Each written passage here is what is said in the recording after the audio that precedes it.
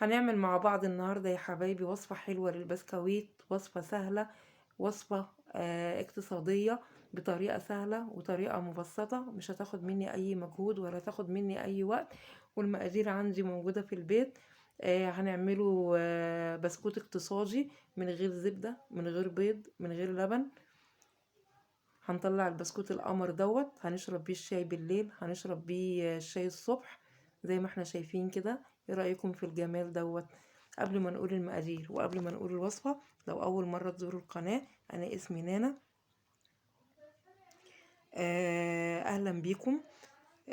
ولو عجبكم الفيديو لايك وشير وكومنت حلو يشجعني، ولو لسه ما اشتركتوش في القناة أتمنى تشرفوني وتنوروني وتشتركوا في القناة.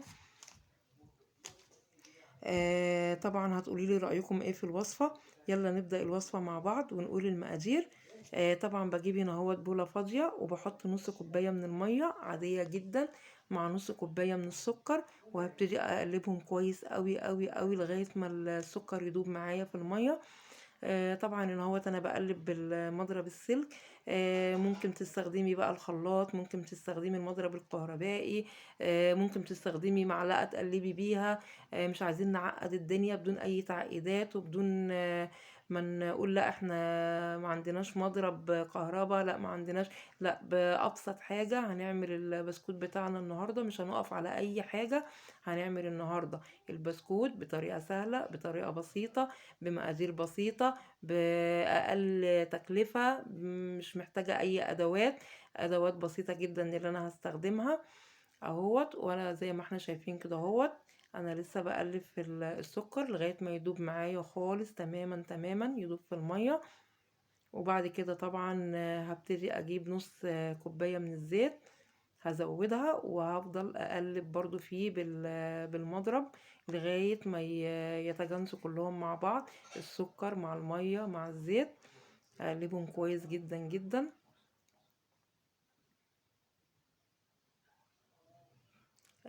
طبعا الدقيق بكون مجهزاه منخول، وبيكون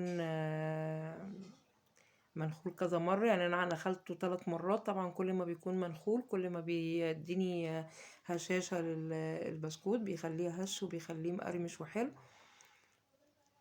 طبعا أنا لسه بقلب في الزيت مع السكر، اقلبهم كويس جدا جدا جدا لغايه كده ما القوام كده ايه يتقل معايا كده اهوت، ويديني القوام كريمي كده اهوت،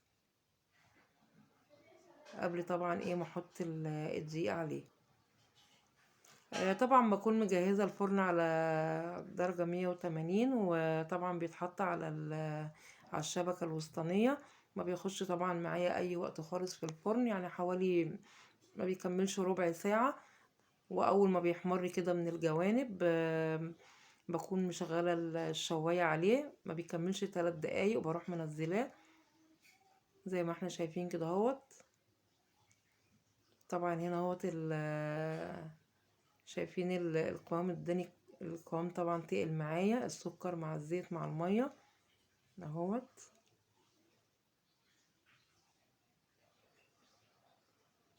طبعا لو عجبكم الفيديو طبعا انا بفكركم يا حبايبي اللايك والشير والكومنت الحلو اللي بيساعدني قوي قوي قوي. دي اهوت طبعا زي ما قلنا طبعا منخول جاهز ومجهزاه. بحط عليه معلقة كبيرة من البيكنج باودر، وبحط يعني ربع معلقة صغيرة من الملح، وبحط هنا هوت طبعا يعني معلقة فانيليا او كيس فانيليا باودر. هو انا حطيت الفانيليا بس تقريبا ما اتصورتش معايا وانا بصور. وبحط هنا هوت معلقة من النشا، معلقة كبيرة من النشا. انا استخدمت هنا اهوت 2.5 كوباية من الدقيق اهوت. طبعا انت بتحطي الدقيق ممكن تحطيه تدريجي طبعا، يعني على حسب كل ما نوعية الدقيق بتشرب السوائل، يعني ايه بيختلف دقيق من التاني. مش كل الدقيق طبعا بيبقى واحد في السوائل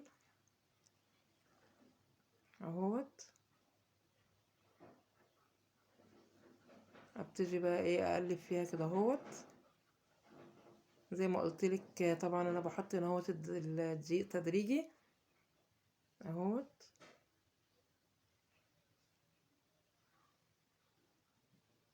طبعا هنا انا بقلبه هنا اهوت بايديا ايه مجرد بس تقليب، ما بعجنش اهوت. طبعا لو انت عجنتي البسكويت، البسكويت طبعا ما بيتعجنش، لان انت لو عجنتيه طبعا هيعضم معاكي وهينشف، طبعا مش هيديكي نتيجة كويسة اهوت. انا اهوت لميته معايا خالص كده اهوت اهو. مجرد بس ان انا ايه بدخل كل المكونات كده ايه في قلب بعضيها كده اهوت زي ما احنا شايفين. مم.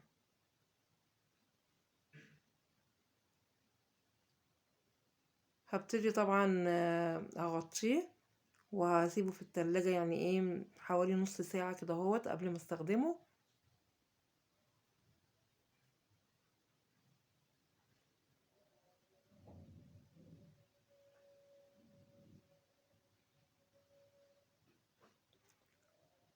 طبعا اول ما اجي استخدم اول ما اجي اعمله وابتدي ان انا اشكله، طبعا ايه زي ما قلت ايه هتكوني ايه هنبتدي نولع البوتاجاز عشان ايه يسخن معايا الفرن اهو. انا سبته نص ساعة في التلاجة، هبتدي بقى انا اهوت ايه اطلعه وابتدي ايه اشكله.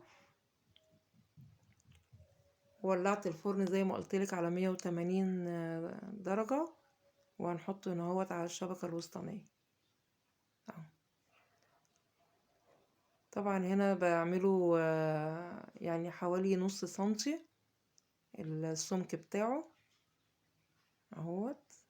بفرده كده بالنشابة، او ممكن تفرجيها بايديكي يعني لو مفيش نشابة برضو مش هنقف على حاجة اهي. بفردها كده ايه زي ما قلتلك نص سنتي، وببتدي ان انا عندي ان القطاعة بتاعت الكحك، البصمة بتاعت الكحك ديت هعمله كده ايه دوريات زي ما انت بقى انت ممكن تشكلي لو عندك حاجة مربعة ممكن تشكلي بيها، لو عندك اي غطا مدور ممكن تشكلي بيه، فممكن تشكلي بأي حاجة يعني متوفرة عندك اهي. طبعا انا هنا بشيل الزوائد اللي عندي دي كلها، طبعا هبتدي اعجنها تاني واشكلها برضو ايه من اول وجديد اهي. وفي ظهر البصامة هنا اهوت هعمل الشكل دوت. ممكن لو مش عايزة تعملي بالبصامة ممكن تجيبي شوكة تعملي اي شكل بالشوكة هيديكي برضو شكل حلو اهوت. هعمل كذا واحدة واوريها لك اهي. بيديني برضو شكل حلو انا اهوت. انت ممكن تشكليها زي ما انت عايزة، الشكل اللي انت عايزاه، تعمليه مربع تعمليه مدور زي ما قلتلك بعلبة مدورة بعلبة مربعة، الشكل اللي انت تحبيه واللي يريحك وعايزة تعمليه هتعمليه. مش شرط يعني ان انت تعمليه نفس الشكل دوت، بس انت لو مشيتي على نفس المقادير ديت هتديكي بسكويت جميل جدا هش ودايب ومقرمش، هيديكي بسكويت وهيديكي نتيجة حلوة جدا جدا جدا اهو. مش هيفرق حاجة عن اللي احنا بنشتريه من بره بنشتريه بالغالي، فليه احنا هنعمله بالمقادير بسيطة جدا ومش هياخد مني اي وقت ولا اي مجهود يعني، وانت قاعدة كده اهوت هتعمليه مش هياخد منك اي وقت اهو. هعمل لكم برضو ايه كذا واحدة اهوت اهو. انا عملته كذا شكل، انت لو عايزة تشكلي بقى تعملي شوية مربع تعملي شوية مدور زي ما انت عايزة اهو. ايه رأيكم ده السمك اللي انا عملته اهو جميل جدا.